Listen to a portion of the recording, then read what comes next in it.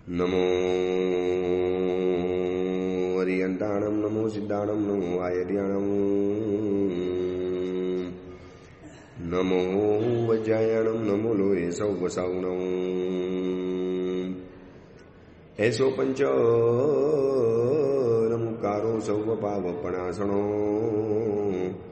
મંગલાણમ ચ સૌવેશી પરમમ વૈ મંગલમ મંગલમ ભગવાન વીરો મંગલમ ગૌતમ પ્રભુ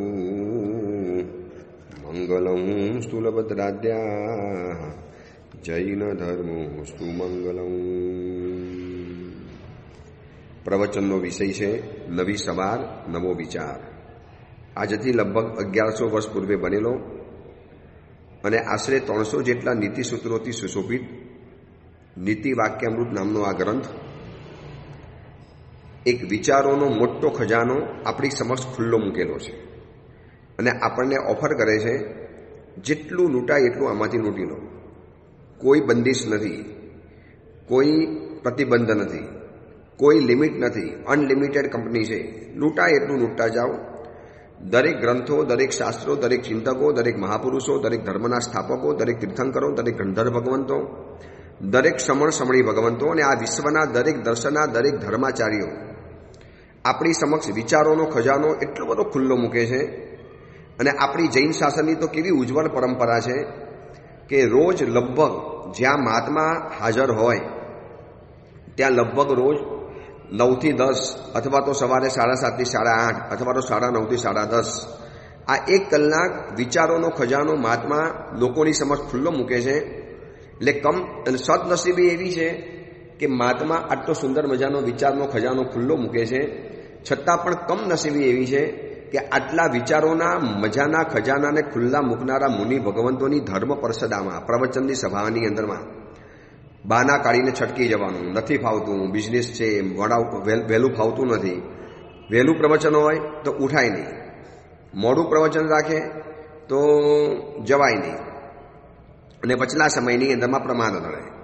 આ ધર્મ ગ્રંથો, આ નીતિ વાક્યામૃત ગ્રંથ રોજ આપણી સમક્ષ વિચારોનો ખજાનો ખુલ્લો મૂકે છે અને ખુલ્લી ઓફર છે કે દોસ્ત તારાથી લૂંટાય એટલું લૂંટી લે, તારાથી લેવાય એટલું લઈ લે, તારાથી જેટલું ભરાય એટલું ભરી લે, ચાહે ઇતના લે લે. કોઈ બંદિશ નહીં હે, કોઈ મના નહીં હે, કોઈ લિમિટ નહીં હે.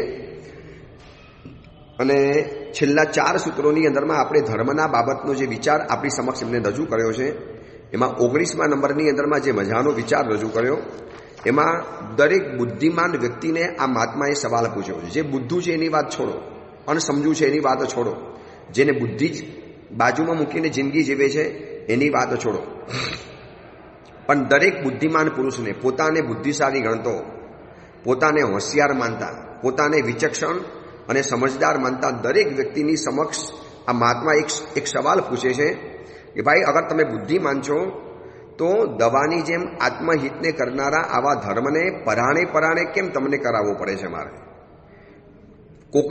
કોક તમને પરાણે કરાવડાવે અથવા તો પોતે પણ કરશે ને ત્યારે પણ પરાણે કરશે, મન મારીને કરશે.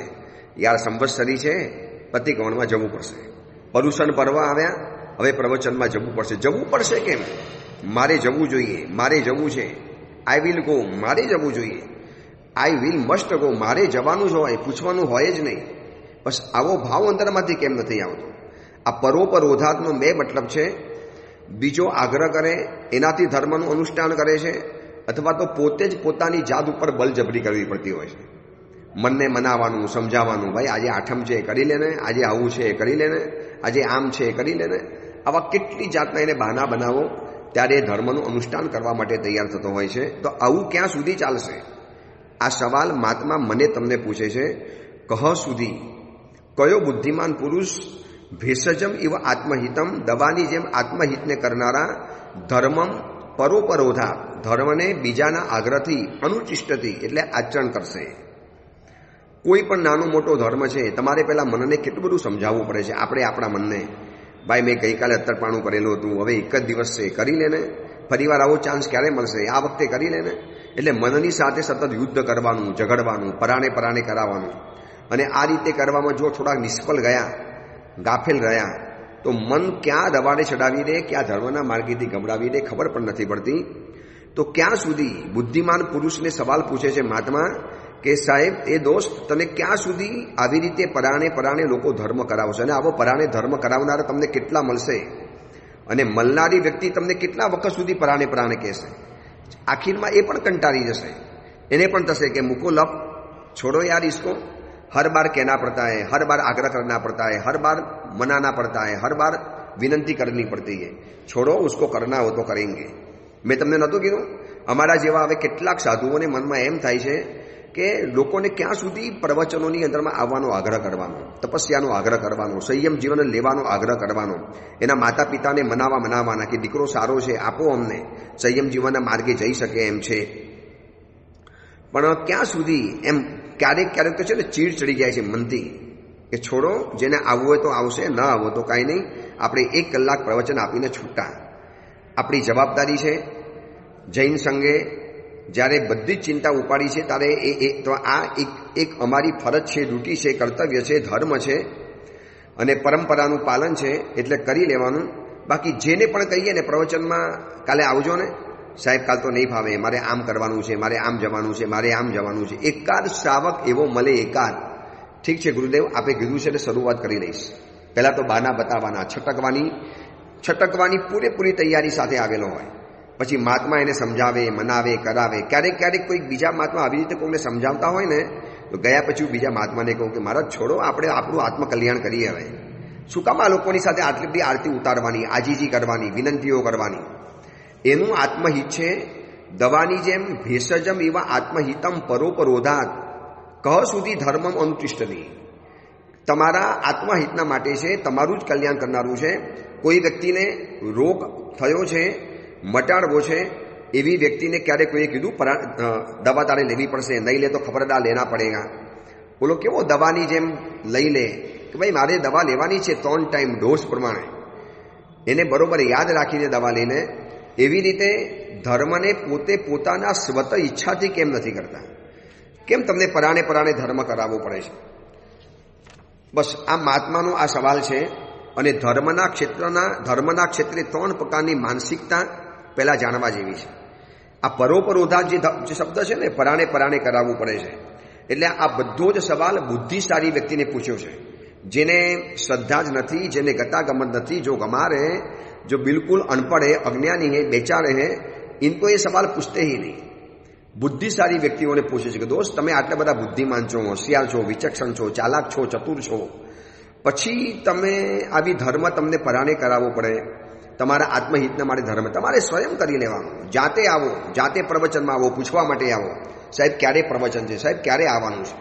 અમે અત્યારે મહારાષ્ટ્રના જે વિહારો કરું છું ને એમાં નાના ગામડાઓની અંદરમાં જે પ્રવચનોની જે ઝંખના અને જિજ્ઞાસા હોય છે, અમે એમ કહીએ કે ભાई छोटा गांव है, आपको दुकान जल्दी खुलती है, नहीं गुरुदेव हमको तो ऐसा मौका कहाँ मिलेगा, 4 महीना तो हमको मिलते ही नहीं।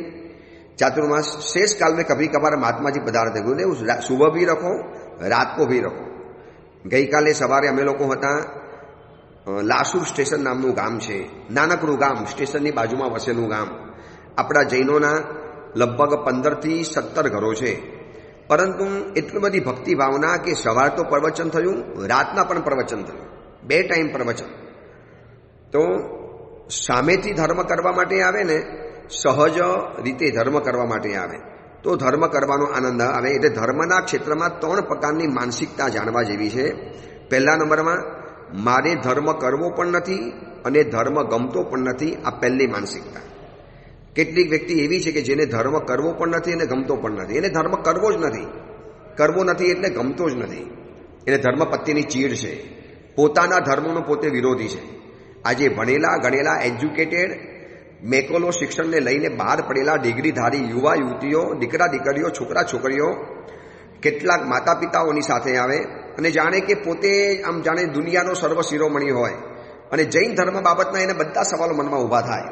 કેમ આપણા ધર્મમાં આટલા બધા નીતિ નિયમ બનાવ્યા, આટલું બધું બંદિશ બનાવી દીધી, આટલા બધા પ્રતિબંધો મૂકી દીધા, આટલા બધા રૂલ્સ એન્ડ રેગ્યુલેશન્સ મૂકી દીધા, આમ નહીં કરવાનું ને આમ નહીં કરવાનું, આવા બધા એટલા બધા વિચિત્ર સવાલો પૂછે। એમ થાય કે મહાન પુણ્યોદયે જૈન કુલમાં જન્મ મળ્યો છે અને એ વ્યક્તિએ ગમારને એના પોતાના ધર્મની કિંમત નથી।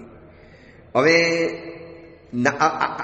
આજકાલનો ભણેલો ગણેલો દીકરો અનંત સર્વજ્ઞ અનંત તીર્થંકરો, સર્વજ્ઞ તીર્થંકરો, ત્રિકાલ અબાધિત કેવળ જ્ઞાનના માલિક એવા તીર્થંકરોની સામે સવાલ ઊભો કરવા જાય, કેમ પરમાત્માએ રાત્રિ ભોજનની ના પાડી? હવે તો આ સમયમાં કેટલા બધા લાઇટો શોધાઈ ગઈ છે, ફ્લડ લાઇટ આવી ગઈ છે, એમાં તો જીવો દેખાતા હોય છે, પછી કેમ રાત્રિ ભોજન નહીં કરવાનું? મને જવાબ આપો. એને કહું છું, દોસ્ત, તારી બુદ્ધિની ફૂટપટ્ટીથી આ વિરાટ તીર્થંકરોની પ્રતિભાને માપવાનું પાપ ન કર. મારે તને જવાબ જ નથી આપવો. હું તને જવાબ શેના માટે આપું? મારા અનંત તીર્થંકર પરમાત્માએ જ્યારે કીધું છે કે નરક દ્વારનું પહેલું દ્વાર છે રાત્રિ ભોજન, નહીં એટલે નહીં, પતી ગયું. હું ક્યારે સવાલ નથી કરતો આવું કેમ નહીં. મને જવાબ આપો ભાઈ. જો તારા જવાબને આપવા હું બંધાયેલો નથી. યોગ્ય વ્યક્તિ લાગે તો લોજિકલ સાથે જવાબ આપે પણ ખરા, પણ જેને ખાલી ધર્મનો વિરોધ જ કરવો છે, પોતાનો ધર્મની પરંપરાને જેને ખંડિત જ કરવી છે અને પોતાની જાતને બુદ્ધિશાળી માને છે, અને ઘણી વખત તો પોતાના પાપને છાવરવા માટે આવી બધી દલીલોના ઉપર ઢાંકના ઢાંકતા હોય છે. ઢક્કન ઢકતે અપને પાપો કી ગંદી ગટર છુપાને કે લીએ. હવે એ વ્યક્તિનું જવાબ આપવાની અંદરમાં જાઉં કે ભગવાનની આમ આજ્ઞા છે ને આ લોજિક છે ને એનું કારણ આ છે. માનવું હોય તો માનો, ન માનવું હોય તો ન માનો, પણ ધર્મ સાચો છે, પરમાત્માએ બતાવેલો છે. જમ જીનેહિમ પવેયમ, પક્ષી સૂત્રની અંદરમાં બતાવ્યું છે. જમમય ઇમસ્સ ધમ્મસ્સ કેવલી પન્નતસ્સ, કેવલી ભગવાને પ્રરૂપિત આ ધર્મ છે. ત્રિકાલ અબાધિત કેવળ જ્ઞાન જેમની પાસે હતું એમને આવનારા સમયની બધી ખબર હતી કે આવી લાઇટો આવવાની છે, આવી ફ્લડ લાઇટો આવવાની છે, આવા અજવાળાના દુનિયાના ક્ષેત્રમાં દુનિયા પ્રવેશ કરવાની છે. આ બધી જ ખબર હોવા છતાં પ્રભુએ નો ઓપ્શન વાળું પાપ કીધું છે કે રાત્રિ ભોજન નથી કરવાનું એટલે નથી કરવાનું. આવી ઘણી બાબતોની અંદરમાં કંદમૂળ કેમ નહીં ખાવાનું, ફલાણું કેમ કરવાનું, આવા બધા નીતિ નિયમ કેમ બનાવી દીધા. જો એને માનવું છો તો માની શકો છો, પણ કોઈ અમારો આગ્રહ નથી કે તમારે માનવું જ પડશે. એટલે કેટલીક વ્યક્તિઓ એવી છે કે જેને ધર્મ કરવો પણ નથી અને ગમતો પણ નથી. આ પહેલા નંબરની માનસિકતાવાળા જીવો. તમારી આજુબાજુમાં આવા ઘણા જીવો હશે જેને ધર્મ કરવો પણ નથી અને ગમતો પણ નથી. એને ધર્મ શબ્દથી સુખ છે. એને તમે રાતના 2-2 વાગ્યા સુધી પાર્ટીમાં લઈ જાઓ તો ખુશખુશાલ, પણ તમે ધર્મની વાત કરશો ને એટલે નાકનું ટીચકું ચડી જાય, નાક એનું વાંકું થવા માંડે, મોઢામાંથી તુચખારનો ભાવ નીકળે.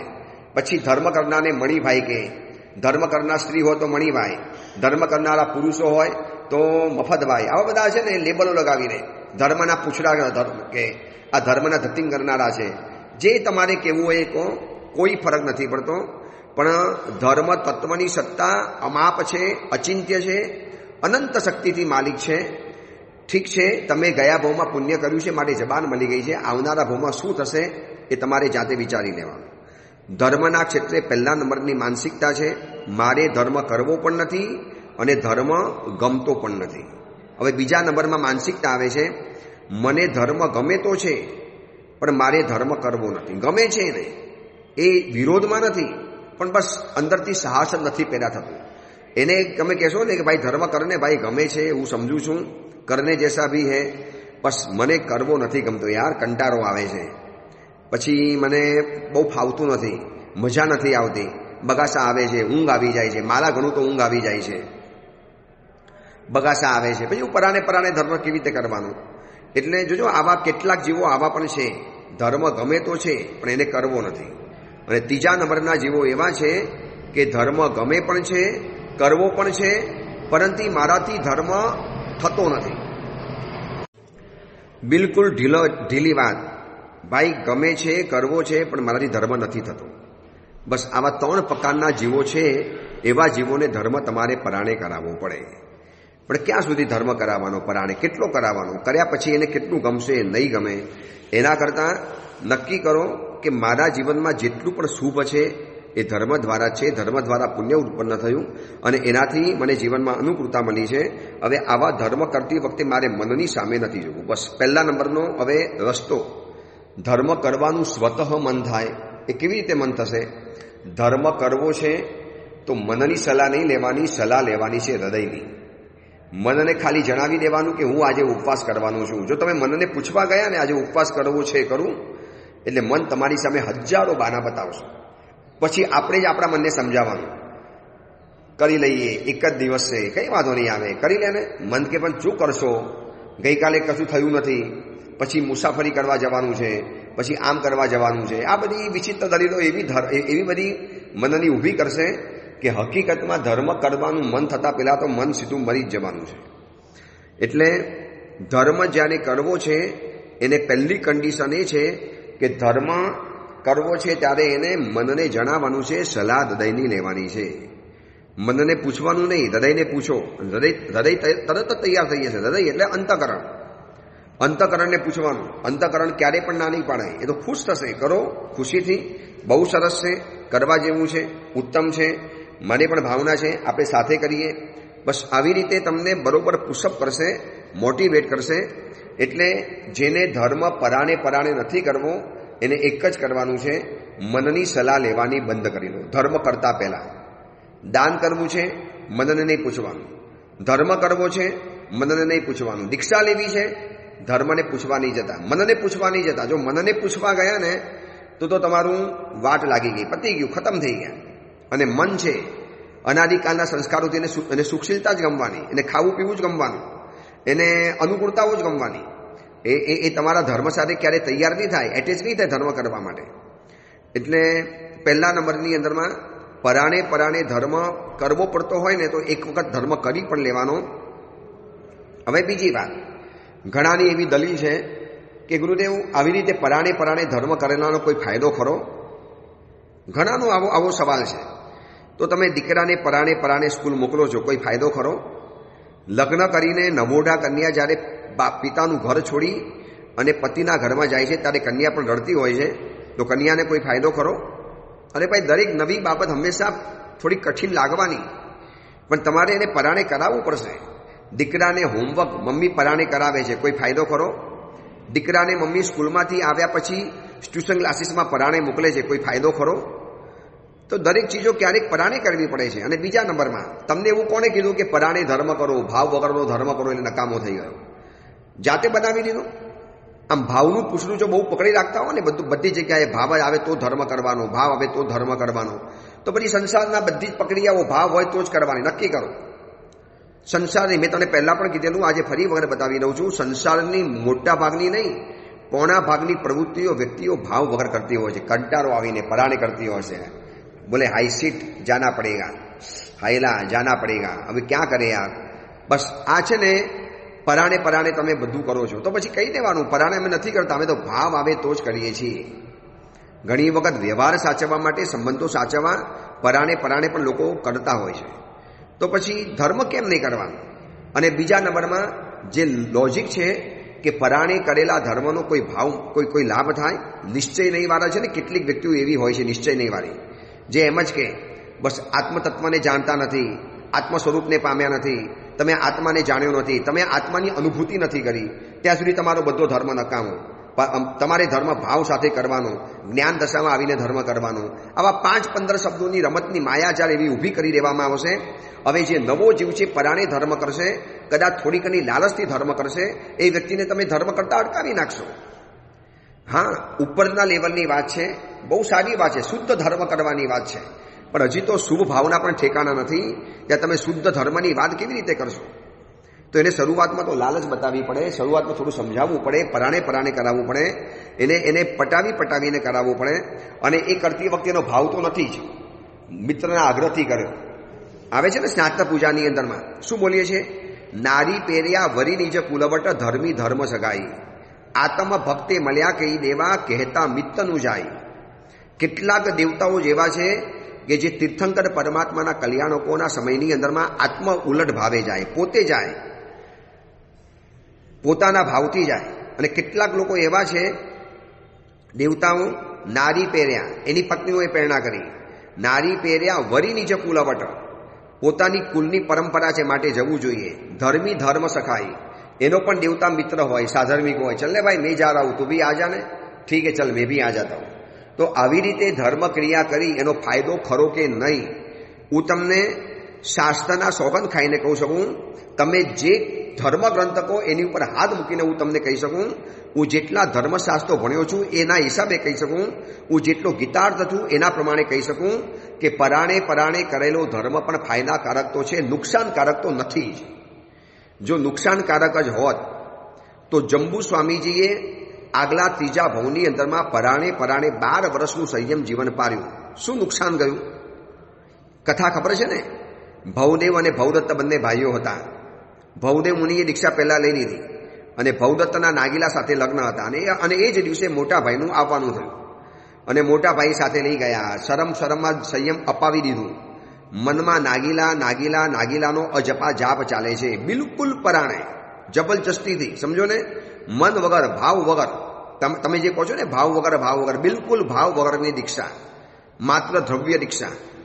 જિંદગી 12 વર્ષ સુધી નાગીલાનો જાપ કર્યો છે, નાગીલાને યાદ કરી છે. સૂતા, બેસતા, જાગતા, ચાલતા, ખાતા, પીતા, બોલતા બધે નાગીલા કરતા હતા. હવે 12 વર્ષ સુધી આવી રીતે પરાણે સંયમ જીવન પાર્યું. શું થયું ખબર છે? એક વાત સમજી રાખજો. ભાવ વગરની ક્રિયાને જો લોકો મીંડું કહેતા હોય ને કે શૂન્ય બરાબર છે, 0 બરાબર છે, તો 0 પણ કામનો છે દોસ્ત. આવતીકાલે ભાવવાળી ધર્મ ક્રિયાનો જો એકડો લાગી જશે તો પાછળના બધા જ મીંડા કામયાબ બની જવાના, કામ લાગી જવાના, અબજો રૂપિયા બની જવાના. કેટલાક ભવોમાં મીંડા તો કરતા જઈએ, ભાવ વગરનો ધર્મ કરતા જઈએ. કોઈ એકાદ ભવમાં, કોઈ એકાદ સુખ ઘડીએ, કોઈ એકાદ સુખ પલે જો ભાવ આવી ગયો અને આગળ એકડો કે બગડો કે તગડો લાગી ગયો, આગળ 1 2 3 4 5 ફિગર લાગી ગયા, માનો પાછળના બધા જ મીંડા કામ લાગી ગયા. 5 મીંડા કર્યા હતા, કોઈ કિંમત નથી, ભલે નથી, પણ મીંડામાં તાકાત તો છે, ભલે પ્રાણ નથી, પણ આવતીકાલે જો 1 લાગી ગયો તો એ મીંડા બધા 1 લાખ બની જવાના. જો 2 લાગી ગયો 2 લાખ બની જવાના. 3 લાગ્યા 3 લાખ લાગી જવાના. તમે વિચારી શકો છો શું મીંડાની પણ તાકાત છે?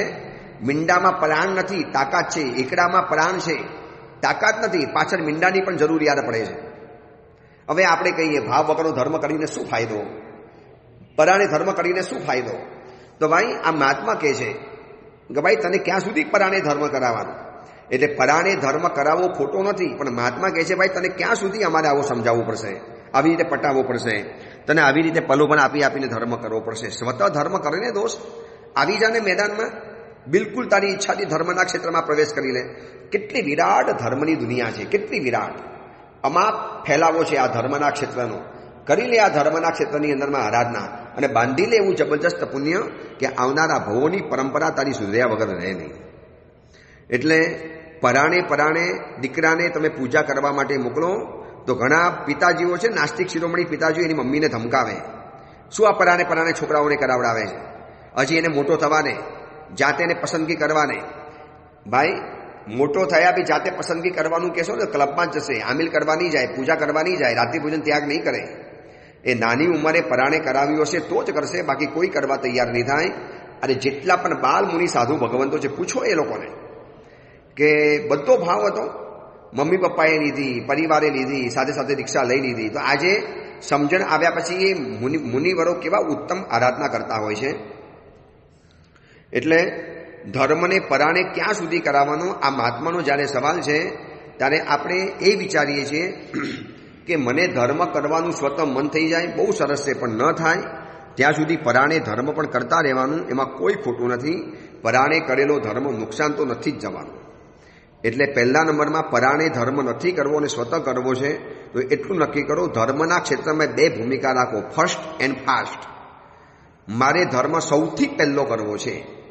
સવારના ઉઠીને પહેલી પૂજા, સવારના ઉઠીને પહેલું પ્રતિક્રમણ, સવારે ઉઠીને પહેલું સામાયિક, સવારે ઉઠીને પહેલા મુનિ ભગવાનને દાન. બસ ફર્સ્ટ ધર્મ, પહેલો ધર્મ મારે કરવો છે. સવારના ઉઠીને સીધું પહોંચી જવું છે દેરાસરમાં, ફર્સ્ટ. અને બીજા નંબરમાં ફાસ્ટ. ફાસ્ટ એટલે ધર્મ કરતી વખતે ઉતાવળ નહીં, ધર્મ કરવાની ઉતાવળ. જોજો 2 અર્થ થાય. ધર્મ કરતી વખતે ઉતાવળ એટલે ફટાફટ પૂજા, ફટાફટ સામાયિક, ફટાફટ ગુરુવંદન. નો, એ અર્થમાં ફાસ્ટ નથી. ફાસ્ટ એટલે મારે જલ્દીમાં જલ્દી ધર્મ કરવો છે, જલ્દી વહેલા નાની ઉંમરમાં. ફાસ્ટ એટલે બહુ નાનકડી ઉંમરમાં, યુવા વયની અંદરમાં, બાલ્ય વયની અંદરમાં. એમ નહીં માનવાનું કે ઘરડા થાય પછી ધર્મ જ કરવાનો છે ને. ભાઈ એ નાની ઉંમરમાં ધર્મ ગમાડ્યો હશે તો તમને ઘરડી ઉંમરમાં ધર્મ ગમશે, બાકી ધર્મ તમને ગમશે પણ નહીં, રૂચશે પણ નહીં. એટલે ધર્મના ક્ષેત્રની અંદરમાં 2 વસ્તુ યાદ રાખો, ફર્સ્ટ એન્ડ ફાસ્ટ. અને બીજા નંબરની અંદરમાં ભૂમિકા રાખો નાઉ એન્ડ હિયર. મારે ધર્મ હમણાં જ કરવો છે અને આજે જ કરવો છે, now and here. First and fast. બસ આ 4 શબ્દો બરોબર યાદ રાખી લેજો. ધર્મના ક્ષેત્રમાં પહેલા નંબરમાં ફર્સ્ટ એન્ડ ફાસ્ટ, બીજા નંબરમાં નાઉ એન્ડ હિયર. હમણાં જ, કાલની વાત નહીં. જ્યારે રૂચ્યું, જ્યારે ગમ્યું, જ્યારે ધર્મ કરવાનું મન થઈ ગયું, નાવ, હમણાં ને હમણાં જ કરવો છે અને અહીંયા જ કરવો છે, અહીંયા જ. પછી કરીશ, ત્યાં જઈને કરીશ, ફલાણી જગ્યાએ કરીશ. પૂજા તો કરવી છે પણ શંખેશ્વરમાં જઈને કરીશ. પૂજા તો કરવી છે પણ શત્રુંજયમાં જઈને કરીશ. પૂજા કરવી છે ને આપણે ગિરનારમાં જઈને કરીશું. પણ ગિરનાર કરજો ને, કોણ ના પડે છે, પણ અહીંયા કરો ને, હિયર, અહીંયા જ. એટલે ધર્મના ક્ષેત્રમાં આ 2 ભૂમિકા યાદ રાખવાની, first and fast and now and here. હમણાં જ ધર્મ કરવો છે, અહીંયા જ ધર્મ કરવો છે, પહેલો ધર્મ કરવો છે અને ફાસ્ટ ધર્મ કરવો છે. ફટાફટ ધર્મ કરવા માટે ઉતાવળ. ધર્મ કરવામાં ઉતાવળ નહીં, ધર્મ કરતી વખતે ઉતાવળ નહીં, ધર્મ કરવાની ઉતાવળ. એટલી બધી ઉતાવળ હોય, ક્યારે મહાત્મા આવશે, ક્યારે મહાત્મા આવશે. જોજો જીરણ શેઠની ભૂમિકા આની અંદરમાં હતી, નાઉ એન્ડ હિયરમાં અને ફર્સ્ટ એન્ડ ફાસ્ટની અંદરમાં. જ્યારે જીરણ શેઠ ક્યાં પહોંચી ગયા છે જોઈ લો. આ ધર્મના ક્ષેત્રનો આ નિયમ લાગુ પડે છે. એટલે પરાણે ધર્મમાંથી બહાર આવી જવું હોય ને તો આ 4 શબ્દની ભૂમિકા જીવનમાં લઈ આવો કોઈ પણ હિસાબે. બાકી આ સૂત્ર સમજાવે છે કે ધર્મ તમે ગમે એટલો કરશો તો પરાણે તો ક્યારેક તો પરાણે શરૂ કરવો જ પડશે. પણ શરૂઆત પરાણે હોય, પણ કાયમ માટે પરાણે કરવાનું હોય, કાયમ માટે તમને પછી છેક સુધી પણ પરાણે જ કરાવવું પડે. તમને ખબર છે, નાનકડા બાળકને કેજી સુધી, સિનિયર જુનિયર કેજી સુધી કે ફર્સ્ટ સુધી પરાણે મોકલવો પડે.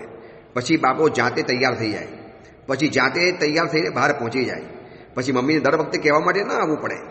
એમ ધર્મના ક્ષેત્રમાં શરૂઆતની ભૂમિકાની અંદરમાં ચલો આપણને કદાચ ધર્મ પરાણે કરાવવો પડ્યો, પણ પછી ક્યાં સુધી 10 વર્ષ થયા જોઈ તમને હજી કહેવું પડે, પ્રવચનમાં આવો, પરાણે લાવવા પડે, તમને લાલચ આપવી પડે, પ્રભાવનાની પ્રલોભનો આપવા પડે, જાહેરાત કરવી પડે, ઉપદાન કરજો, સોનાની ગીની મળશે, અઠ્ઠાઈ કરજો, સોનાની લગણી મળશે. ક્યાં સુધી પણ આવું? હવે તો જાતે ધર્મ કરો, જાતે ધર્મની ભૂમિકામાં આવી જાઓ, આત્મહિતને સમજો, આત્મકલ્યાણને કરવા માટે આવી જાઓ અને સમજો કે આના દ્વારા જ મારો આત્મ ઉદ્ધાર છે, આના દ્વારા જ મારું આત્મકલ્યાણ છે.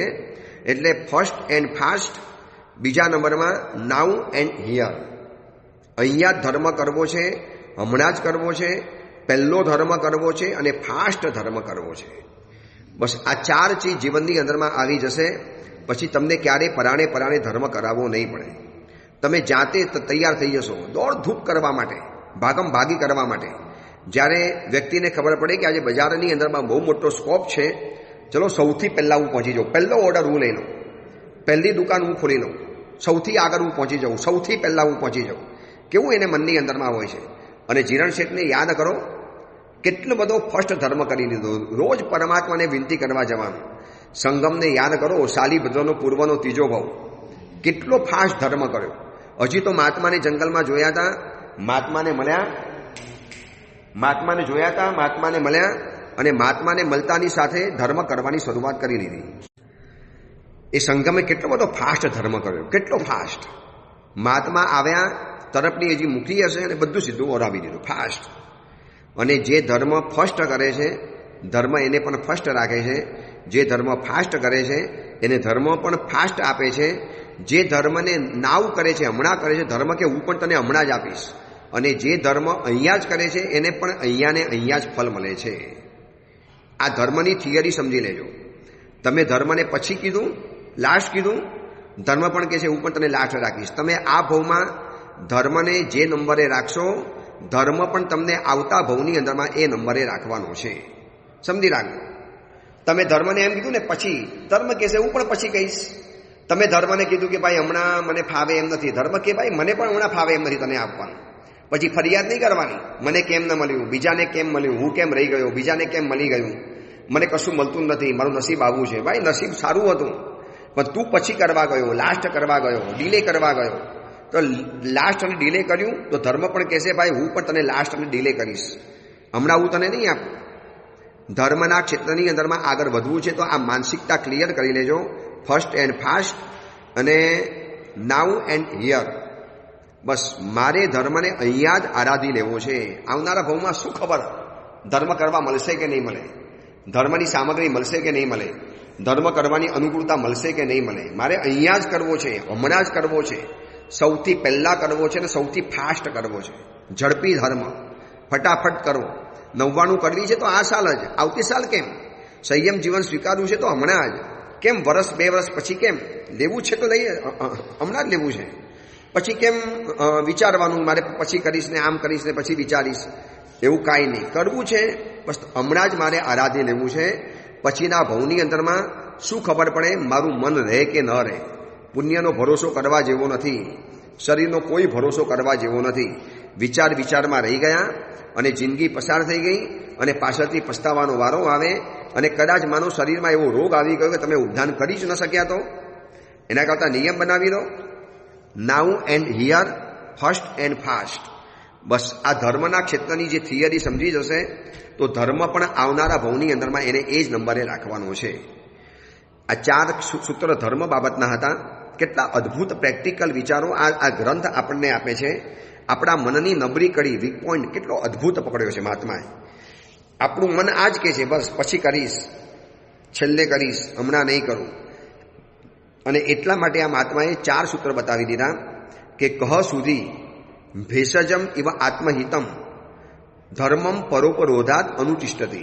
કેટલું મજાનું પ્રેમાર સૂત્ર આપણને પૂછ્યું છે. આપણને બુદ્ધિશાળી ગણીને મહાત્મા સવાલ પૂછે છે. આ મહાત્મા મને તમને બુદ્ધિશાળી ગણે છે માટે આપણને પૂછે છે કે દોસ્ત હું તને બુદ્ધિશાળી ગણું છું, તને બુદ્ધિમાન ગણું છું, તું ચતુર છે, તું ચાલાક છે, તું બड़ा होशियार है, तो फिर क्यों ऐसा करता है? धर्म दूसरे के आग्रह से क्यों करता है? स्वतः धर्म કરી લે. બસ આવી તાકાત મારા તમારા જીવનની અંદરમાં આવે. એ જ મંગલ કામના, મંગલ ભાવના. જીનાગના વિરુદ્ધ કાંઈ પણ બોલાયું હોય તો મિચ્છામી